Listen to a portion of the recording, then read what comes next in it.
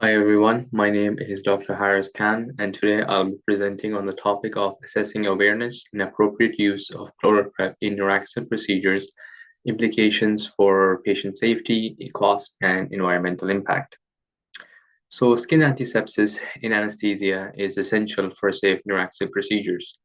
The guidelines, be that the manufacturer instructions along with international guidelines, specify or can be broadly divided into the applicator selection, looking at the size and number of applicators, application and drying time, along with chlorhexidine concentration. Poor compliance of these guidelines may essentially raise patient risk, cost, and waste. So the guidelines can be divided into three main broad areas: applicator selection, looking at the applicator size and number, should match according to the patient's skin area or the patient size. Application and drying time is such that dry site, the application of the applicator should be for 30 seconds in a to and fro motion, and then drying time for 30 to 40 seconds. For moist sites such as fat folds, this should be for 2 minutes, and then drying should be for 1 minute. Chlorhexidine concentration then, according to the AAGBI guidelines, should be 0.5%, and this gives us the safest balance of infection versus no toxicity risk.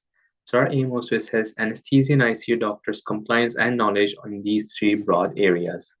So we did a cross-sectional questionnaire within the University of Hospital Limerick, and we had 31 participants, 24 NCHTs ranging from interns, SHOs, regs, and 7 consultants.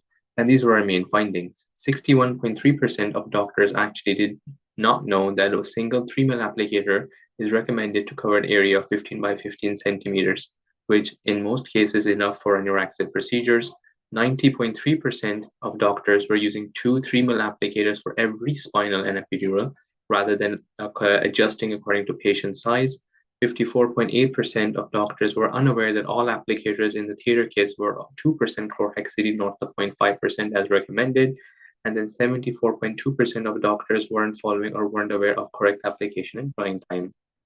So this showed significant variation within knowledge and practice. Excessive use of applicators ultimately increases the risk of healthcare costs, environmental waste, along with increasing skin irritation and neurotoxicity. And what we did was departmental teachings, posters and reminders, along with standardized antiseptic practice within a hospital.